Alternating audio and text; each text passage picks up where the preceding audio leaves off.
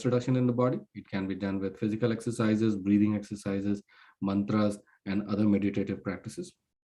Yoga is designed to increase energy of communication in body systems. It stimulates better immune system and body's repair mechanism. It makes you feel better.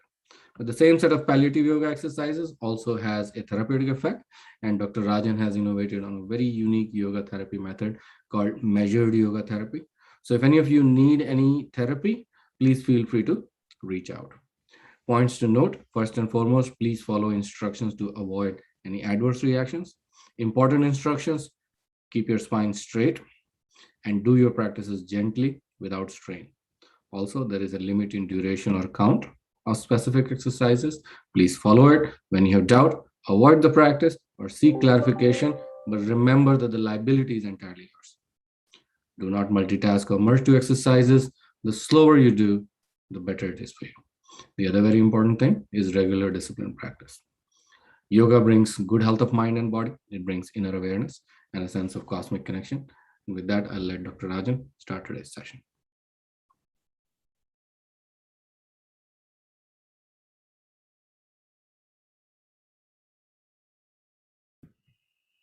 Namaste, everyone. As usual, we begin with 3 ohms. Let's take a deep breath in.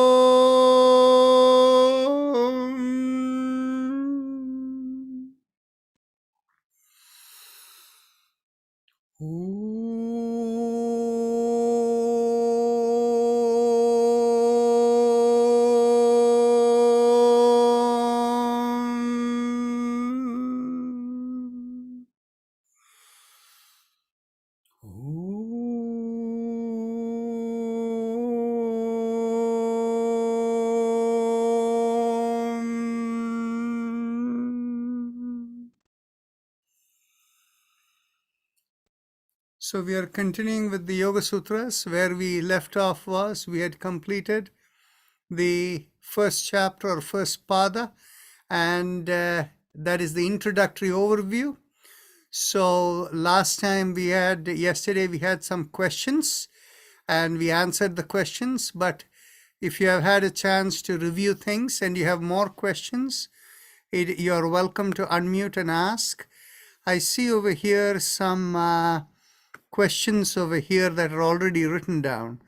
So Tammy writes, when you discuss delusion, can you include esoteric behavior, which I perceive to be of a specific interest, niches, or special understanding of that interest differed from delusion? Yes, very good question. If idiosyncratic behavior fits within this discussion, would love to entertain sutra distinctions. I'll answer that question. Next one is Neelam Rajora. First of my only one question is, what is mantra? Can guide us for awakening Kundalini Kriya. Okay. So the 2 elements are mantra and Kundalini. So both of these we can answer. Okay, very nice question. So we have 3 questions over here. You see, the concept of the word used in yoga, in the chapter 1, we have actually used 2 elements, 2 special words that basically indicate imbalance in the system. They are almost similar sounding, but yet there is a subtle difference. One word is vikshepa and the other word is vikalpa. And among the 5 chitta activation, the program element activations, one of them is called vikalpa. Kalpa means what you imagine, and vikalpa means a special kind of imagination. So now the definition of vikalpa that Patanjali Muni says is something that is possible, but it's just not there. It is materially not there. The person is seeing things. Okay? So in other words, it's a special kind of imagination.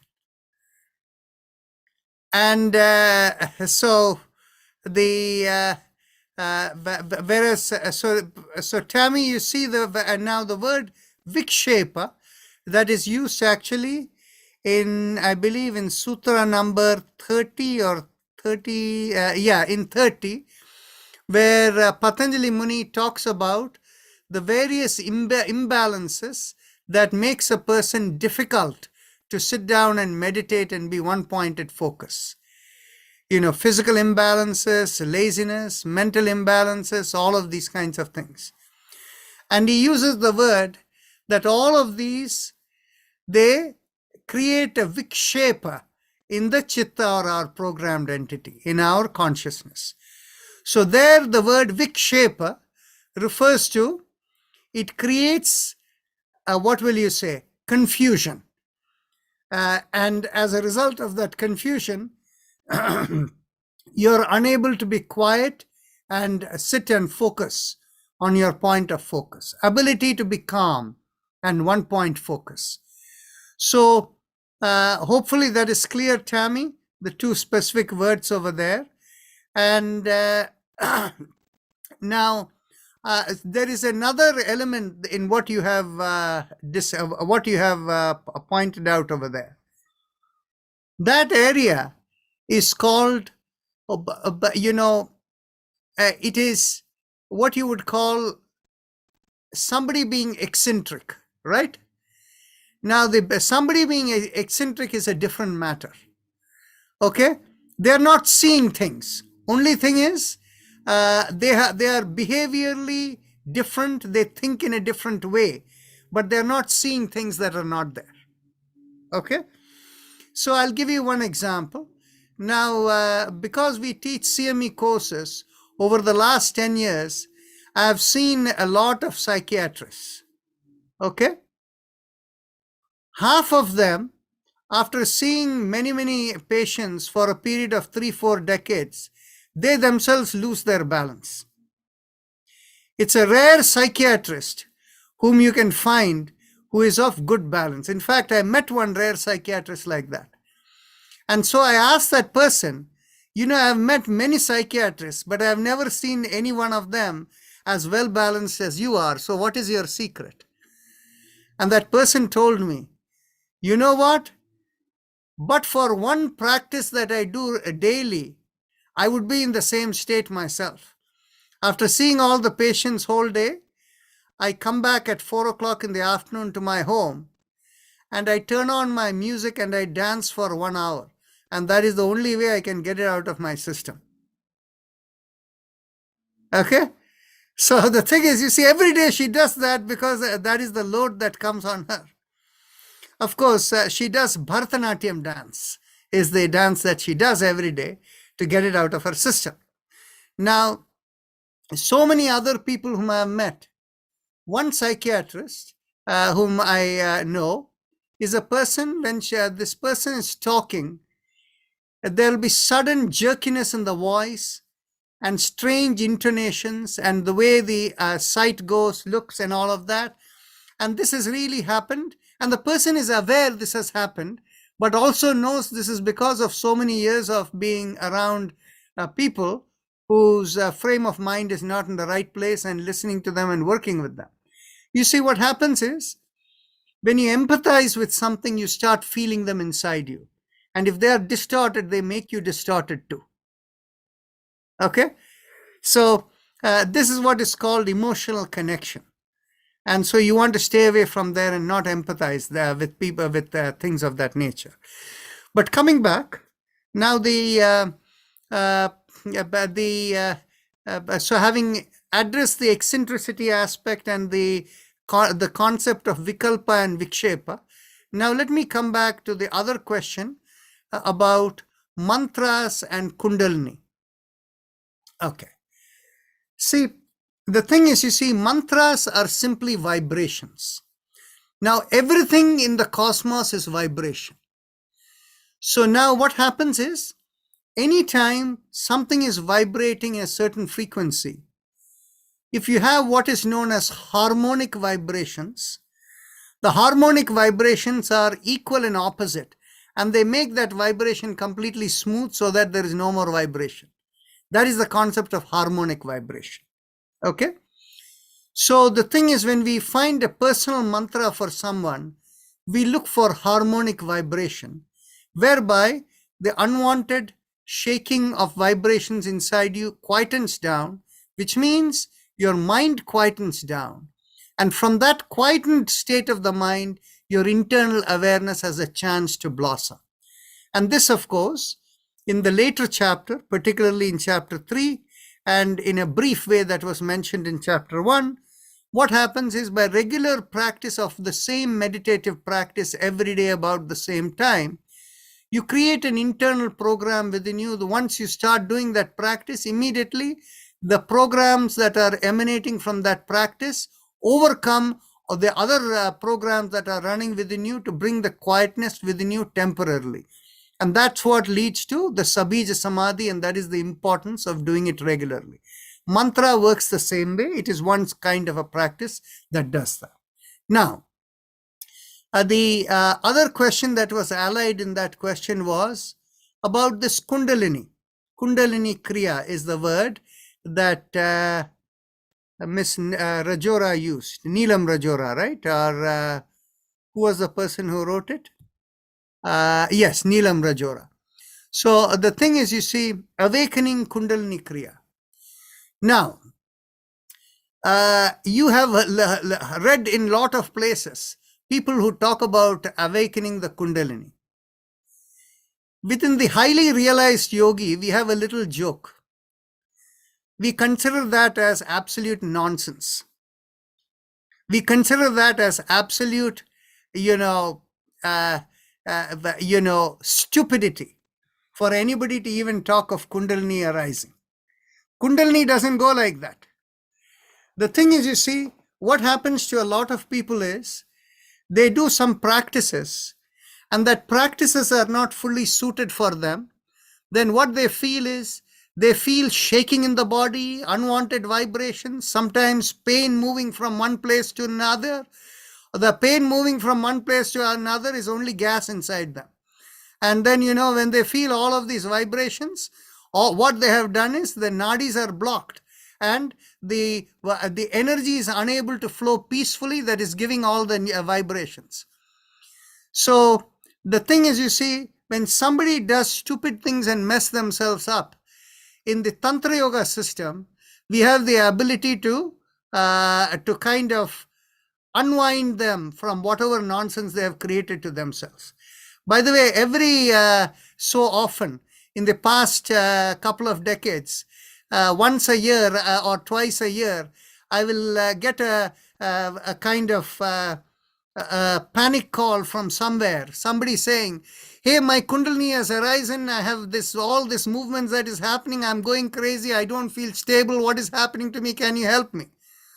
Then you see, in the Tantra system, there is one mantra called the Antidote Mantra that takes care of everything. So what I tell them is, do this Antidote Mantra, and in 20 minutes, the whole system, actually in 5 minutes, they begin to calm. And I ask them to do the mantra for about 20 minutes.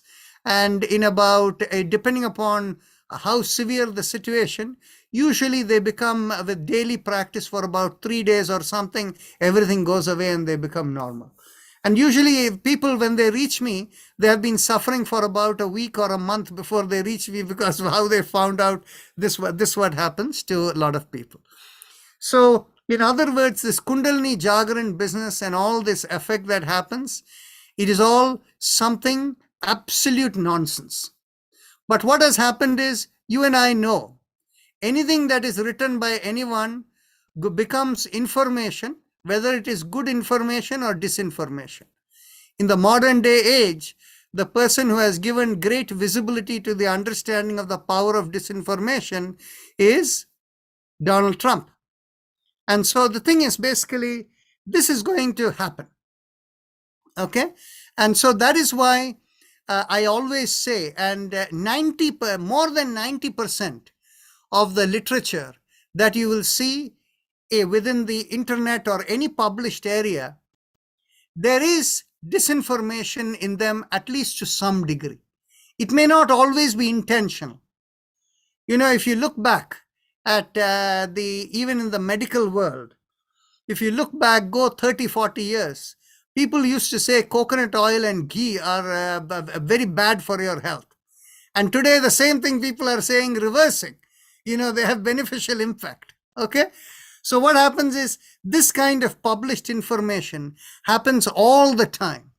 And in the world of, at least in the world, like, when they are working with biochemical reactions and based on what they are seeing and all of that, they say various things.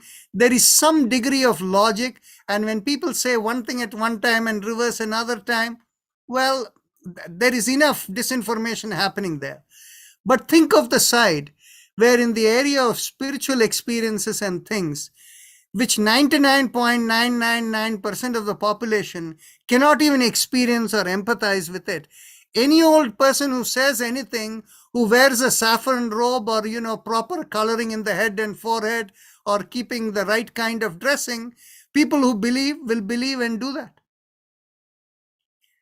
And in fact, what it is recently this morning, I was having a conversation with someone who is basically saying that this person's spouse is so much within the grasp of such a person, where the person is asking to spend lots of money on this particular guru in order to acquire this tantras, chakras and merus and all of these, which may help you to make a lot of money. Keep it in your home. It'll help you to become very rich. So I'm only going to give it to you for so many $1,000 or whatever, right? So the way in which people sell and how people fall because into this belief system, this is the nature of the world. So effectively, the Kundalini, this thing is all, there is no basis for that other than the disorientations that have been created into people, and to make it sound holy, they call it as Kundalini arising. In fact, it is simply neurological and, gas stuck in various places, and it's only giving disabilities to this thing. It has nothing to do with spiritual enlightenment. The spiritual enlightenment, Patanjali Muni is very clear on. And what he is clear on is in saying that unless there is purification in the nadis, nothing is going to happen. In fact, there are two sides of the coin.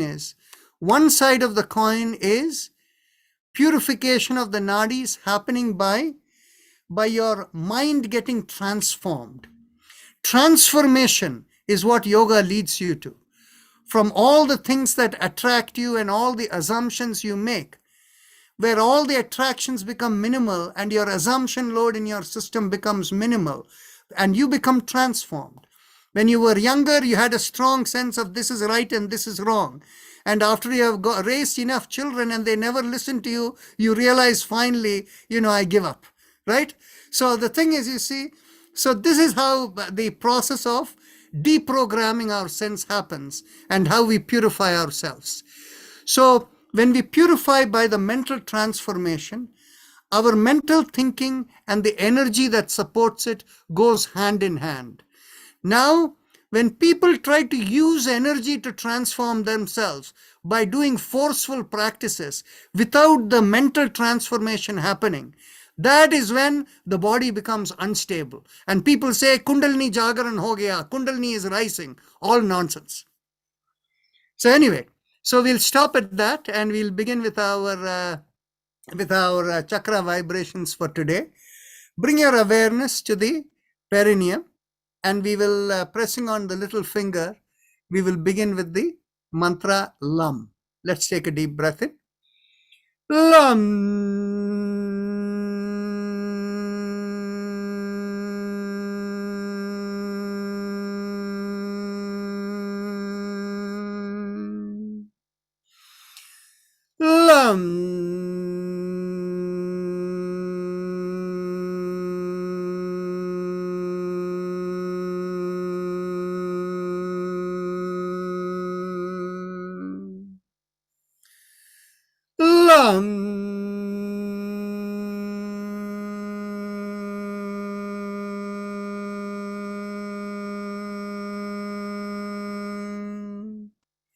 Release the fingers and continue. LUM.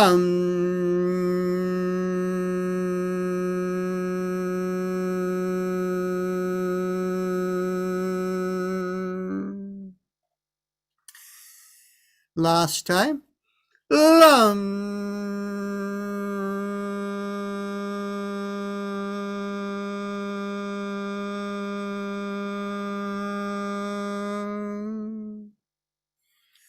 Now bring the awareness an inch or so above the perineum, and pressing on the ring finger, we do Vam. Take a deep breath in.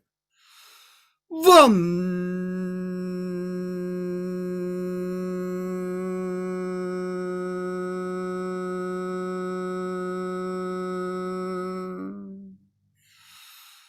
Vam.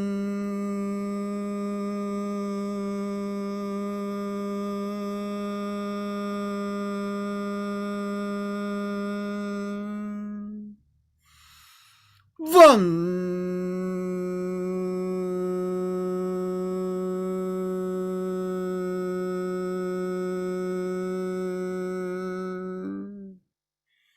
Release the fingers and continue.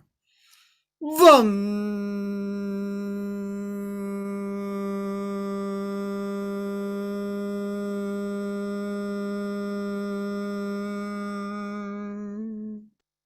Last time. Vam.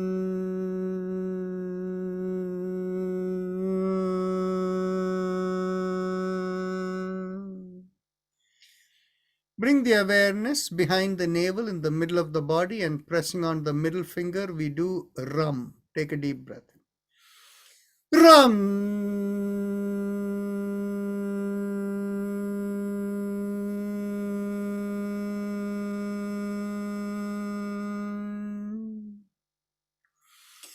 Ram.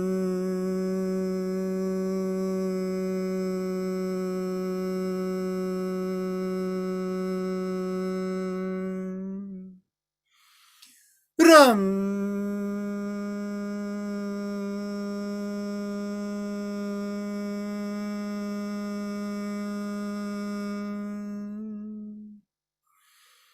Ram.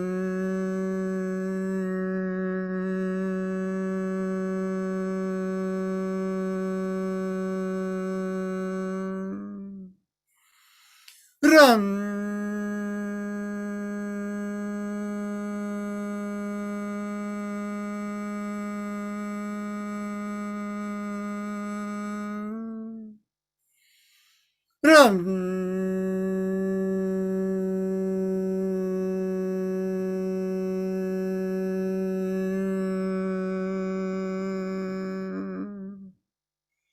Release the finger and continue. Ram.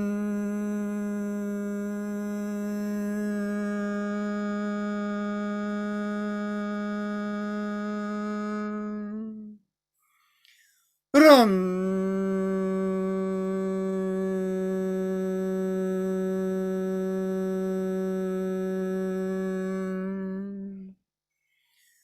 Ram.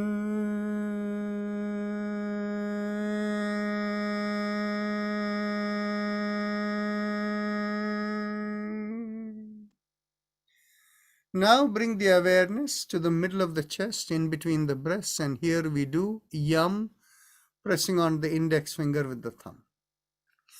Yam.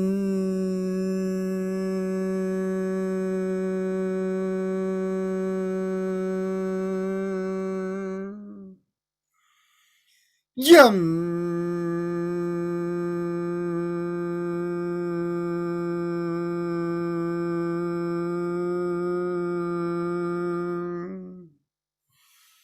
Yam.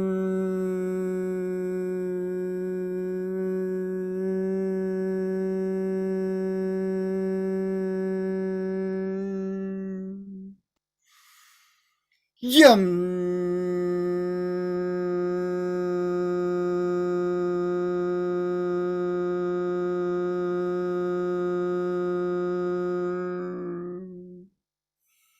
Yum.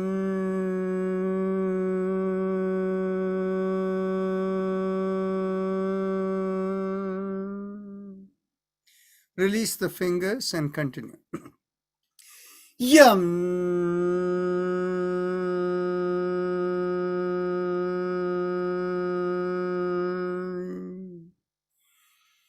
Yum.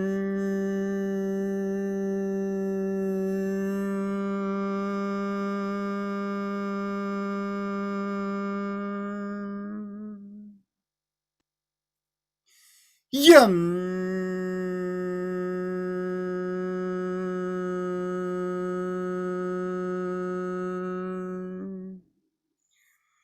Now bring the awareness to the throat, and here we do hum, thumbs up with a loose fist. Hum.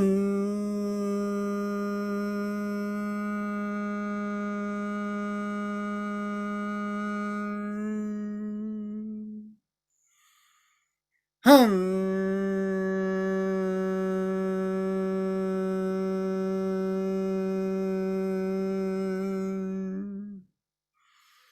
Hum.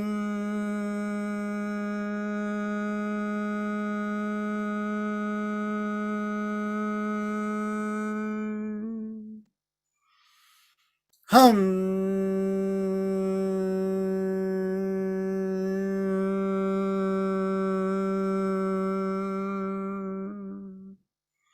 Release the fingers and continue. Hum.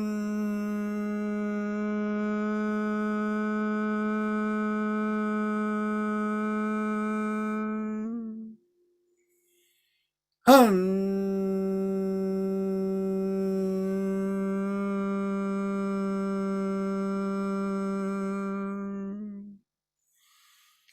Hum.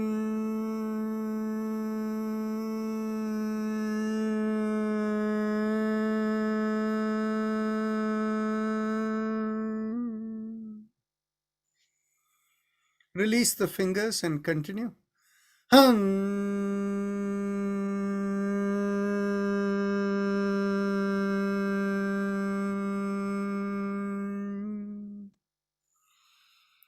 Hum.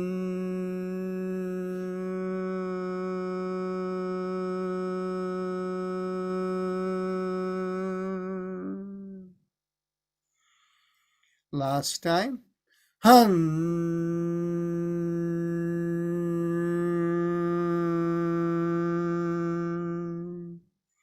Middle of the head, we do chum, thumbs up, loose fist. Chum.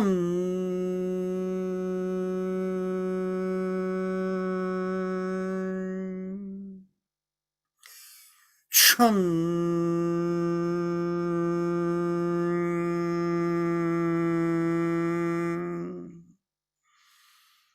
Chum.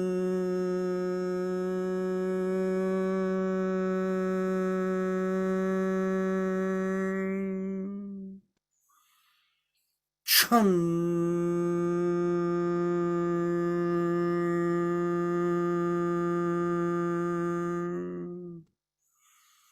Chum.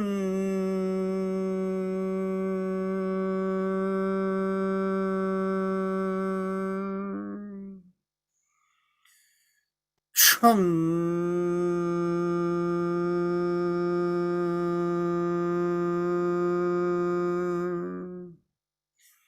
Release the fingers, continue. Chum.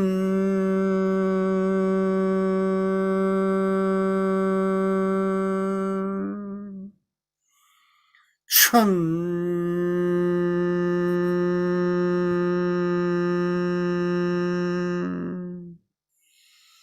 Chum.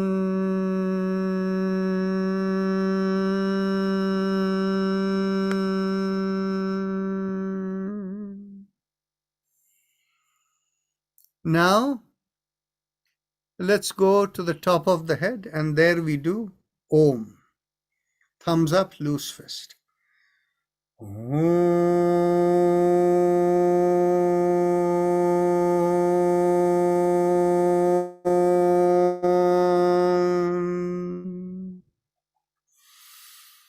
Om.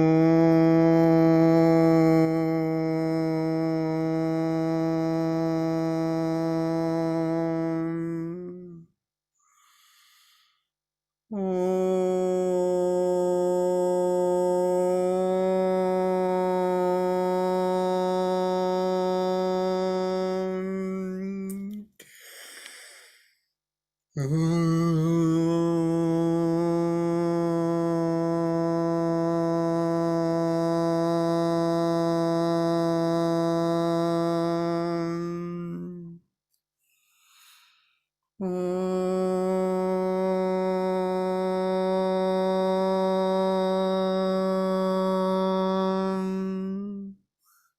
your hand and continue.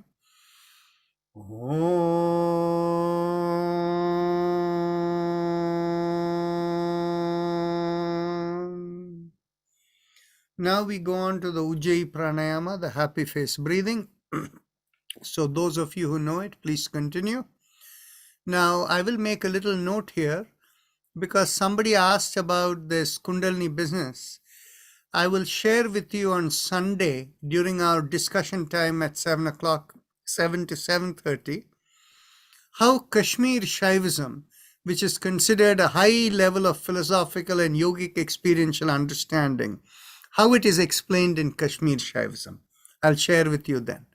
So let's continue. For those of you who need instruction for the Ujjayi, with your eyes closed, bring your awareness to the bottommost part of the mouth that connects into the neck, and focusing there, make a big smile and you will find a slight stretch in that area. Focusing on the stretch as you inhale and exhale, you will find your breath becoming resisted there. So when you inhale, that resistance will feel like a mild sucking sensation. And when you exhale, it will feel like a reverse sucking sensation. And the most important thing to remember is it has to be done with ease, without strain, light effort, as it's said in yoga, light effort, so that you can have a meditative focus on the breath.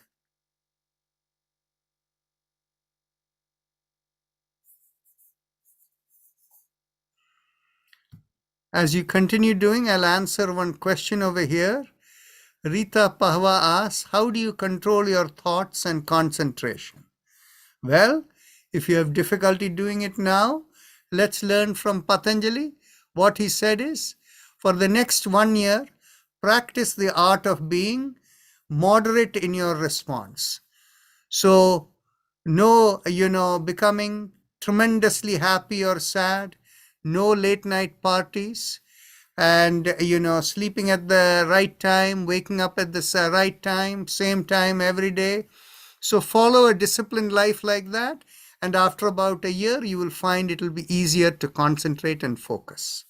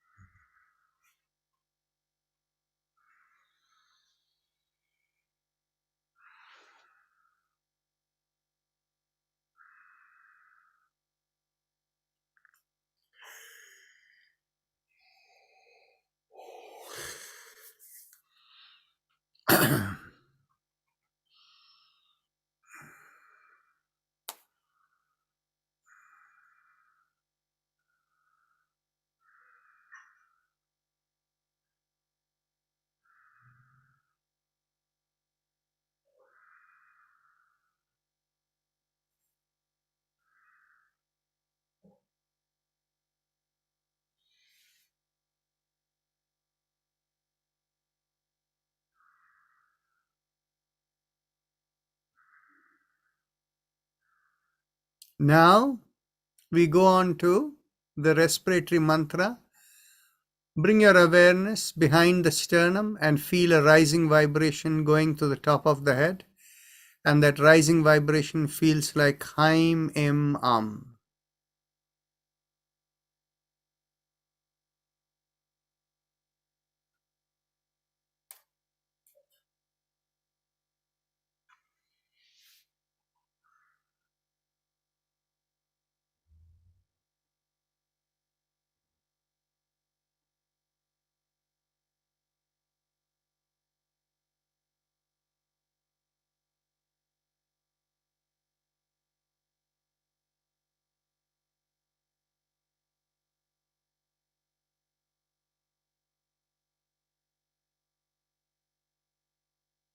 Now bring the focus to the lungs, the chest area, and mentally vibrate Haim, Haim, Haim as if the lungs are vibrating.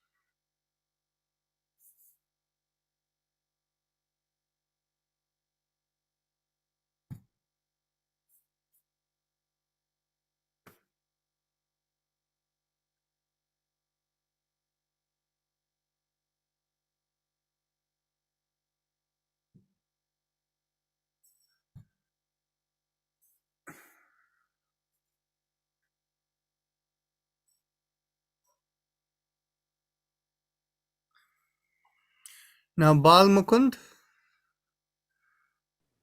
All right. Thank you, Dr. Rajan. Let me share my screen.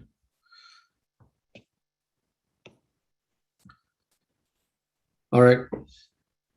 Namaskar, everyone. It gives me a great pleasure to launch Life in Yoga's biannual donation drive. And let me start first by thanking you all for your support. It has been a tremendous 1.5-year journey. Around 3,000 people have registered for our daily yoga class. 300 to 400 people do yoga with us every month.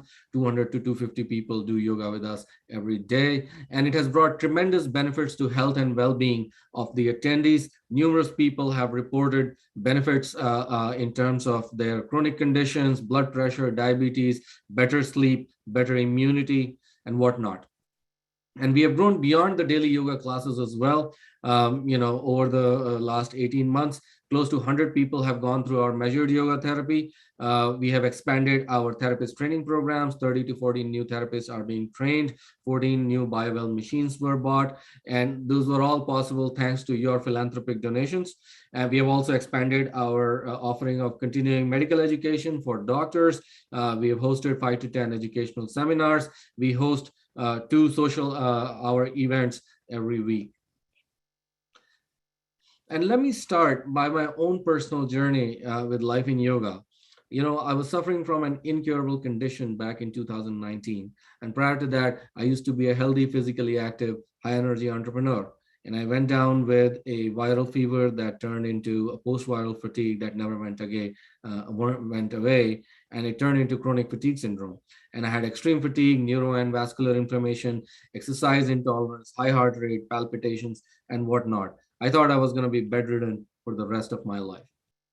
But life in yoga's therapy saved me. And I got lucky. I got introduced to a friend. I got introduced to life in yoga through a friend.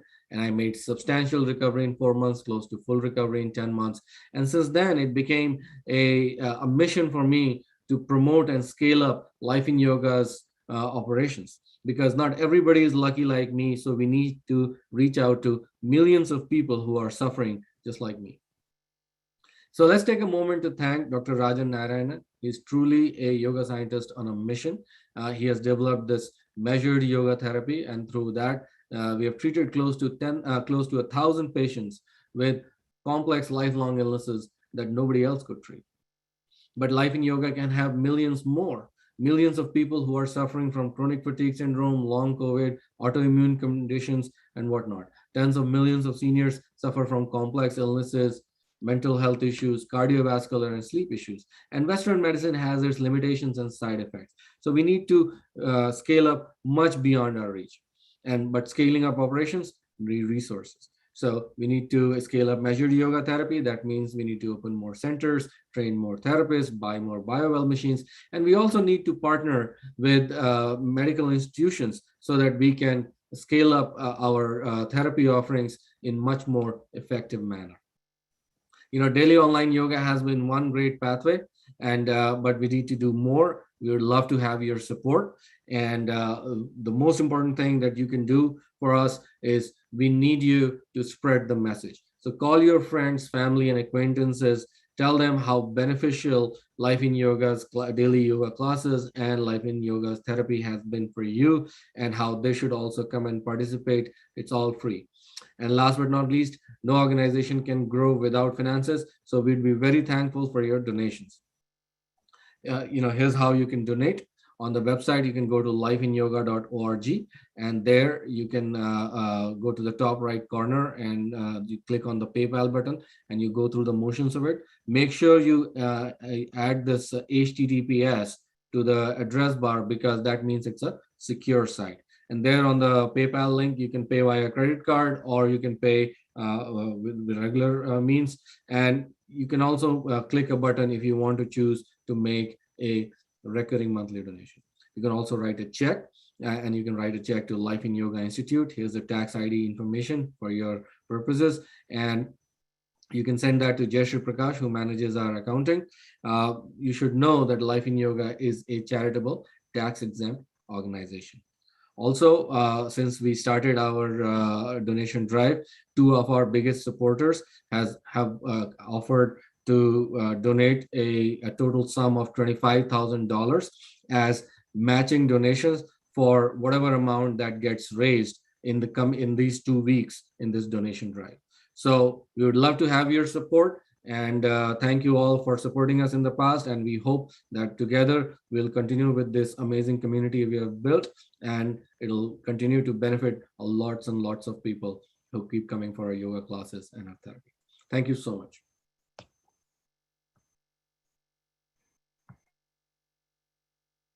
So we are resuming with our spinal alignment exercises. So as you exhale, tilt your head and bring one ear towards the shoulder, and inhale, come back up. And exhale, go towards the other shoulder, and inhale, come back up, and continue. Somebody just sent me a message that he was diagnosed with cervical radiculopathy. So in other words, what you want to do is make sure you do this exercise. It's going to help you.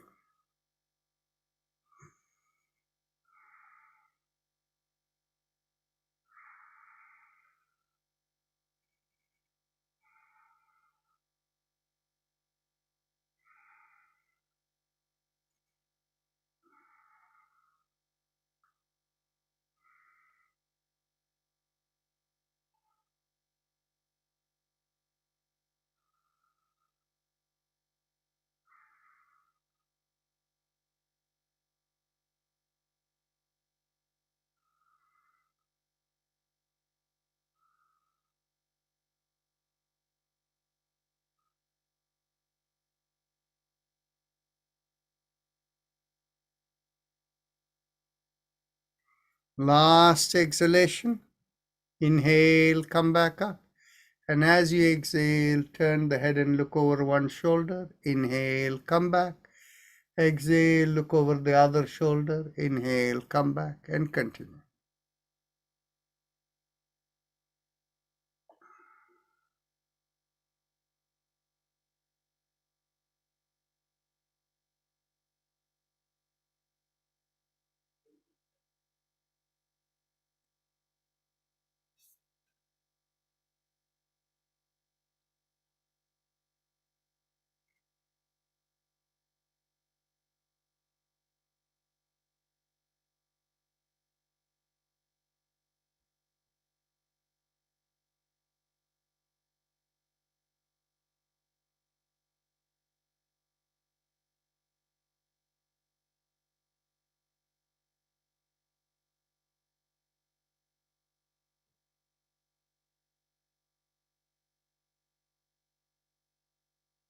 Last exhalation. Inhale, come back. With the next inhalation, lift up the chin and take the head all the way back. And as you exhale, bring the chin down towards the chest and continue.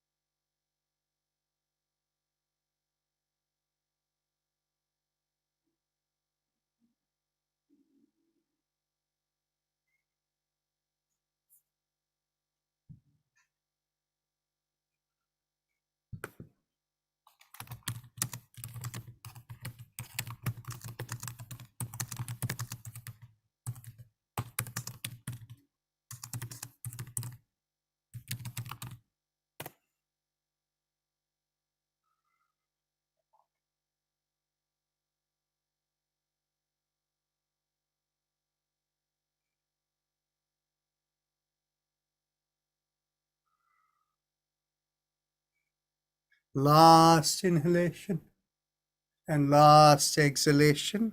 And then we go 360 degrees around the neck. Inhale, half a circle, and exhale, complete the circle, and continue.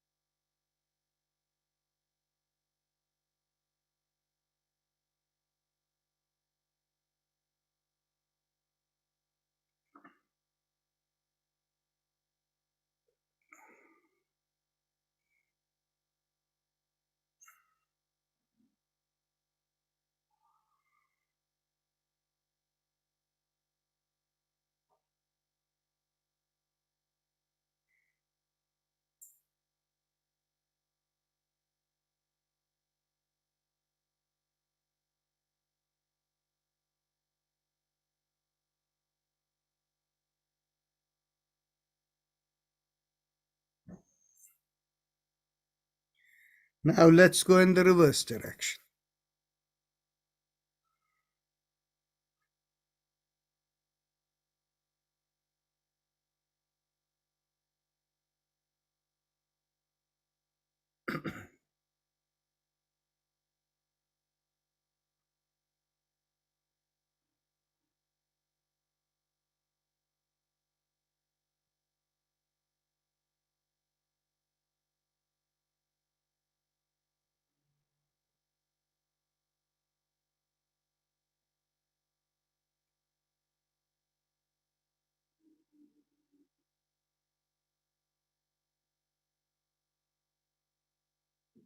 Last exhalation. Now we go to the shoulder exercise.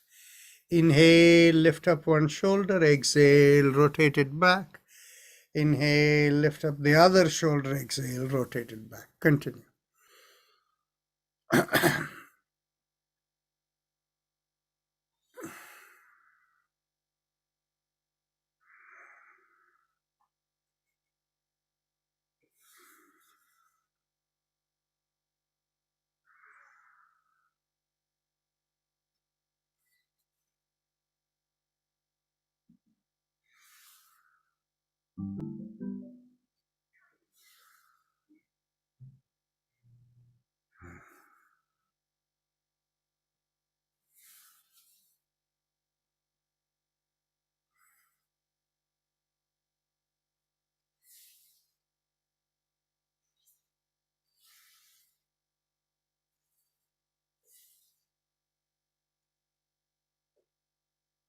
Now, raise the hands up, stretch it out. And as you inhale, lift up the palm and stretch out the fingers. Exhale, thumb in, make a downward facing fist. Inhale up and stretch. Exhale down. Continue.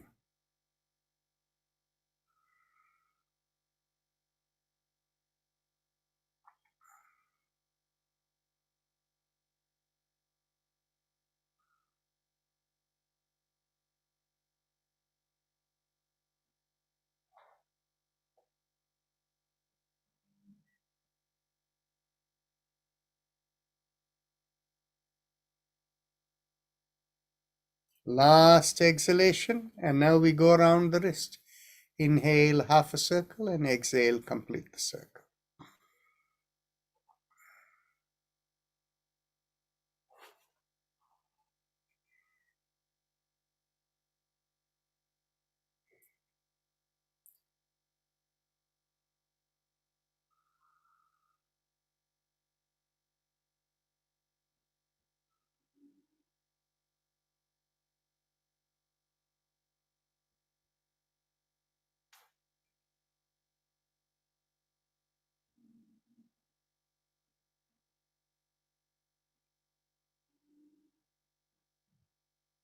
Last exhalation, now let's go reverse.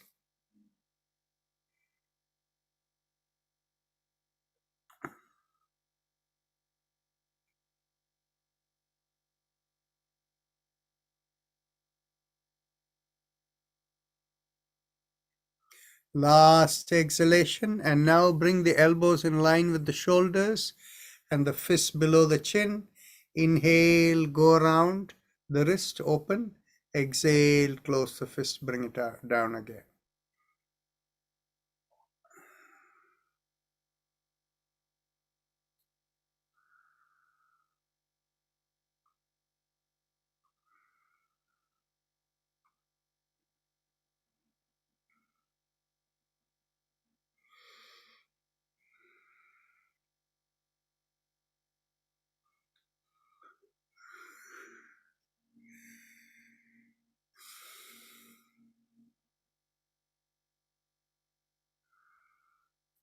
Last inhalation and last exhalation. Let's go reverse.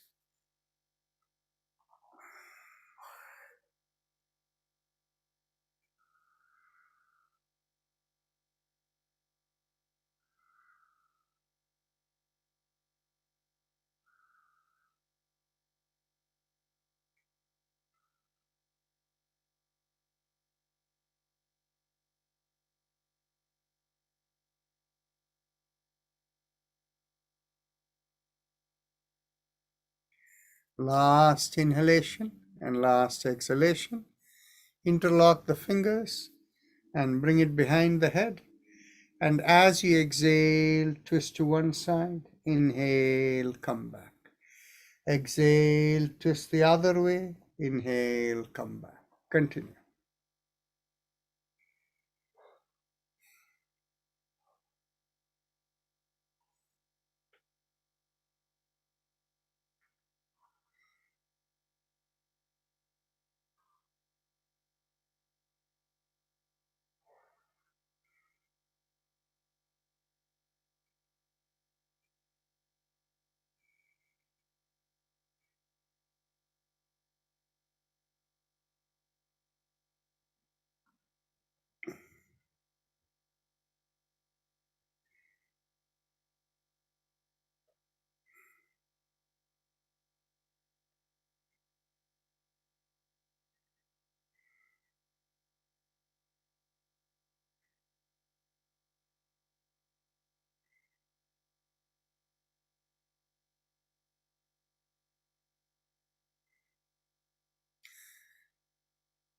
Last exhalation. Inhale, come back. Now get hold of your elbows behind the head. As you exhale, pull one elbow. Inhale, come back up. Exhale, pull the other way. Inhale, come back up. And continue.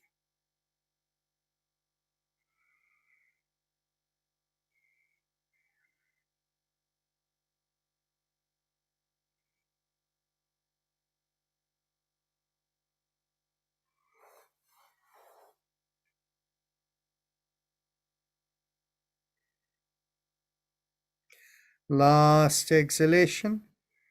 Bring the hands behind the back. Get hold of the elbows. And we do the twist again. Take a deep breath in, expand the chest. And as you exhale, gently twist to one side. Inhale, come back. Exhale, twist the other way. Inhale, come back. Continue.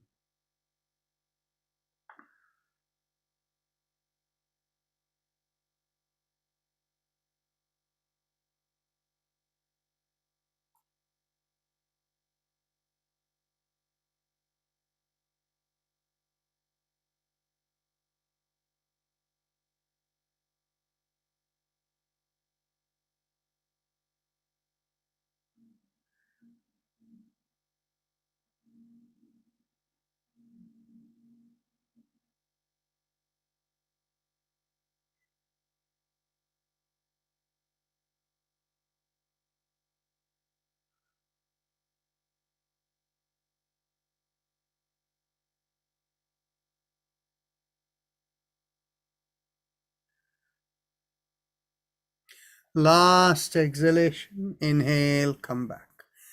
Now we get the hands behind the hips, and we are going to do, as we inhale, backward arch, pushing on one hand, and exhale, come forward. Inhale, push on the other hand and go forward. Exhale, come forward. Continue.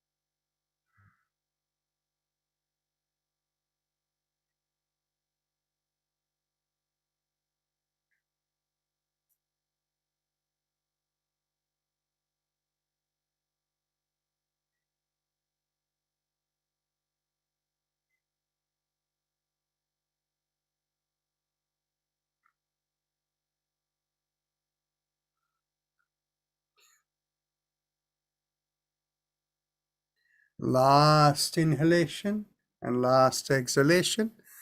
Now we cross one leg over the other. And as you exhale, pull the knee towards the opposite shoulder and turn the head the other way. Inhale, release. Exhale, pull and turn.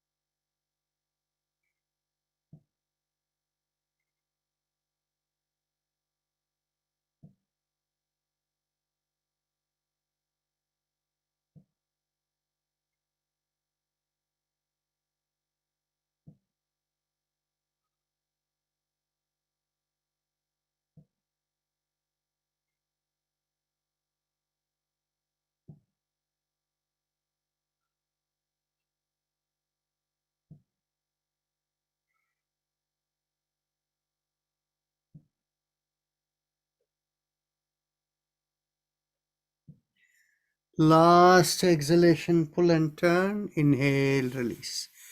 Now let's cross the other leg over. And as we exhale, we pull and turn.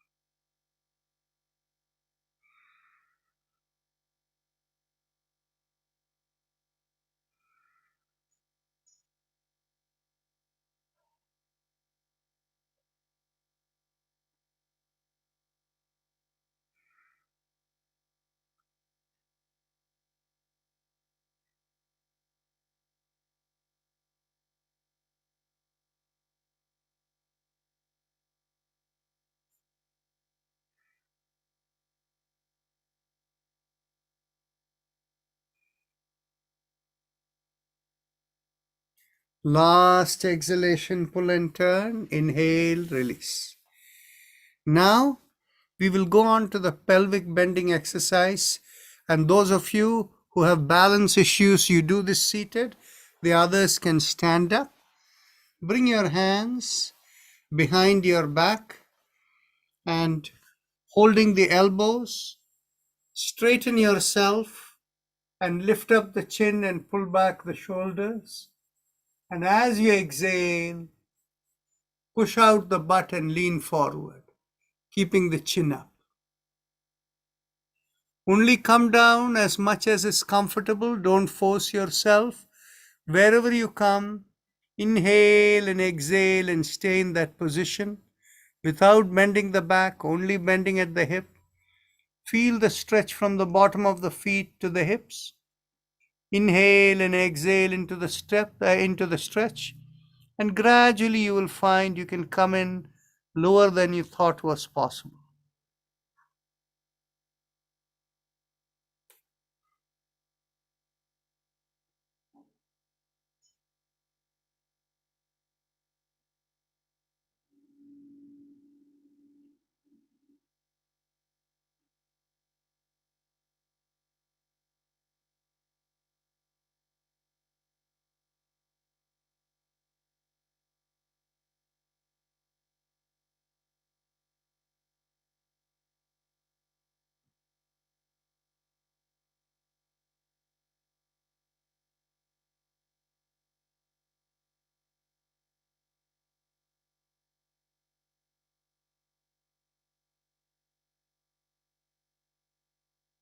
Slowly inhale and come up. Take your seat. And now we will do both the shoulders together. Inhale, lift up both your shoulders.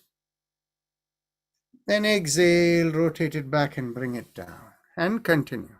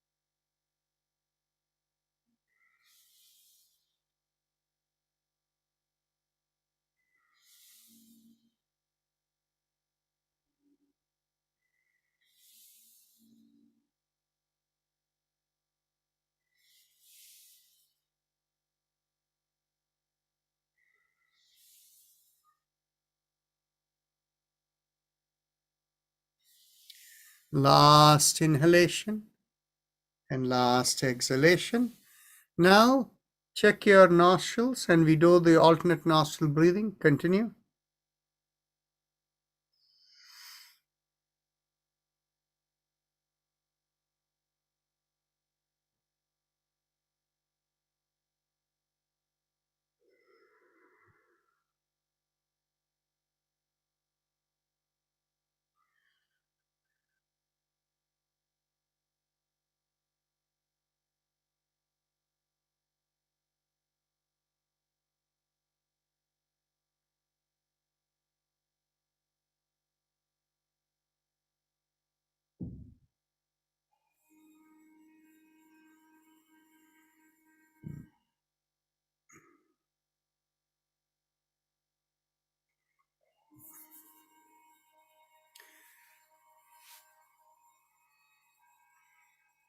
It's very close to 6:30 now. If there are people who want to leave, they can leave.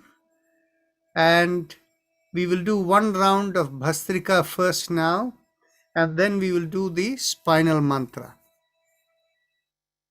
So let's take a deep breath in, and we'll begin with the Bahya Kumbhaka first. So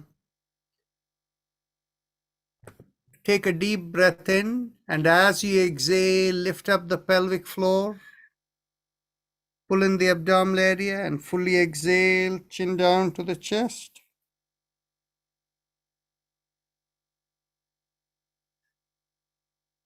And now we begin with inhalation, the Bhastrika. Exhale. Inhale. Exhale. 3, inhale.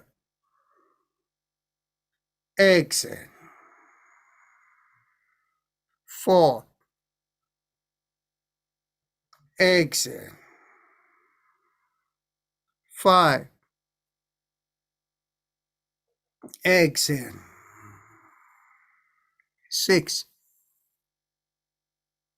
Exhale. 7. Exhale.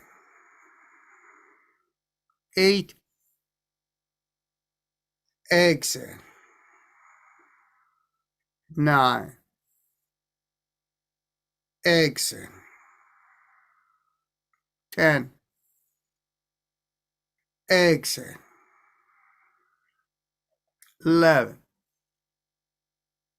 Exhale. 12. Exhale. 13.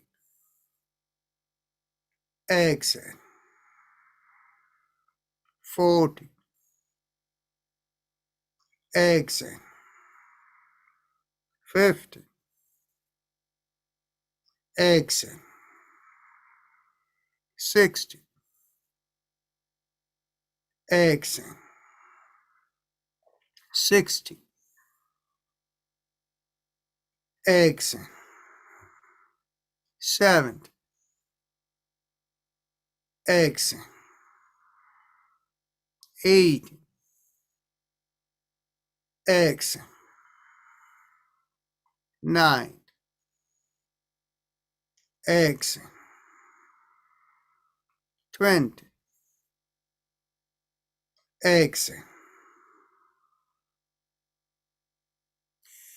Take a deep breath in through the right nostril, hold the breath, and exhale through the left nostril.